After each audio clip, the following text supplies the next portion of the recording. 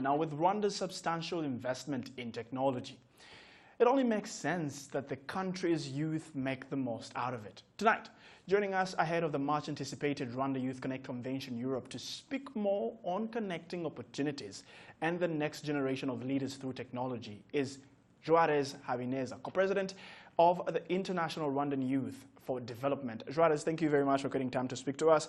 Now, we do understand that Rwanda has immense investment in technology, and of course, a target there to be the regional hub for, technology in East Africa, but also morphing into even a bigger hub. Tell me, how do you see this playing a role in job creation for the youth? I think that, well, first of all, thank you for having me on this platform, and I would like to really to bring my appreciation to CNBC TV for this opportunity. So what I can say on this is, like, if you see, like, technology is the best channel to create more jobs, would be in Africa, in worldwide, because people can bring their knowledge, can bring their skills in job creation. So I think that the line that the government have chosen will really help create more jobs and will bring diaspora young people to be like stakeholders or to be key players in this area. Yeah. Right. Jaures, you happen to be a man of very many hats. You are the CEO of Made in Rwanda Online, but also the co-president of the IRYD. I want you to take me through your works at Made in Rwanda Online. How has this been, critical in playing with the buying and selling of products both in Rwanda and abroad? And how has technology furthered that? Okay, maybe in order to respond to that question, I will start explaining how did Made in Rwanda started and how we created as well the IRYD. So the journey started in 2014. I was living in Canada with my co-president Moses Gashirabake. So we got the invitation from His Excellency the President of the Republic of Rwanda, Kagame, through a program called Come and See, Go and Tell, as young people that was living in outside of the country. We got this chance to come and see what was really going on in the country.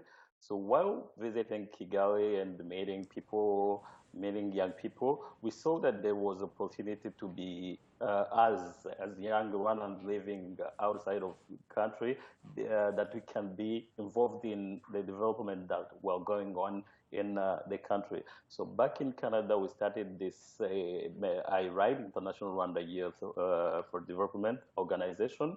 So the purpose was bringing together Rwandan youth, discussing issue, propose solution, but also help implementing the resolutions.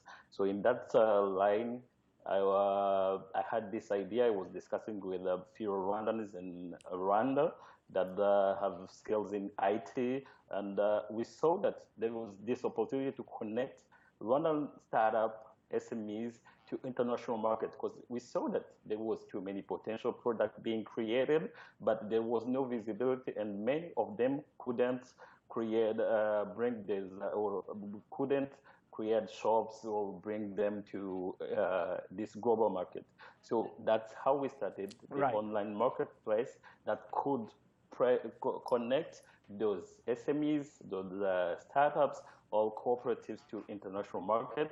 So we saw it as an opportunity from the IT perspective. But how has, Jaures, allow me to cut you there. How has this been critical to job creation, not only buying and selling because it's an e-commerce platform, but how has it been critical to job creation in the country? I want you to paint me that picture. Thank you very much, because it is critical, because if those SMEs can sell, you need always this demand and offer that is being increased. Because if people can creating products that are not being sold, it means that even we won't be able to sustain the job that are already there, but it will not also help to create more jobs. So if we can create more market, it means there is more need, and this is what we were bringing as Rwandan platform. Right. Now, allow me to move on to something very interesting there. IRYD, or IRIDE as you like to call it, you're hosting the Rwanda YouthConnekt Convention Europe in May, I think from the 9th to the 11th in Milan. And Correct. top to this conversation, you're talking about globally connecting opportunities and the next generation of leaders through technology. Now, everyone is talking about technology. We've seen the Transform Africa Summit that is happening in Kigali, technology at the center of the conversation. We've seen Africa Tech Summit happening in Kigali, the same thing. So what is your unique selling point? What is unique to this? Because you're looking at a Rwandan community and all the other people. So what is so unique about that? What is so unique about this is we are bringing now young people living in diaspora, because those summits that are happening in Kigali, like the Transform Africa, those are big players, big stakeholders being there. But sometimes we forget that we have some other young people that went outside of the country for maybe get some knowledge, or they have been born outside. So now our unique selling point is like we are giving a platform for those young people living abroad to participate, to contribute in the well-being of the country. So they can not necessarily move all of them to Rwanda or to Africa, but they can still contribute through this technology. They can be mentors, they can bring skills on table. So it's helping what you are bringing really different. It's like giving them a platform or a way of contributing without necessarily moving back. Right.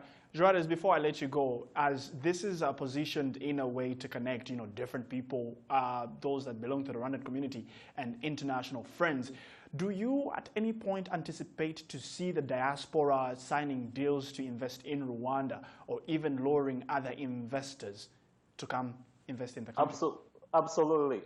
That's the aim. That's all we are looking for, to see if they can support the existing startup, if they can invest in the existing startup in Africa, or maybe start new ventures. So this is something that we are really hoping for. And ahead to this conversation, we will be having a business conference, and we will be having business to business, so which will really help closing deals. Yes.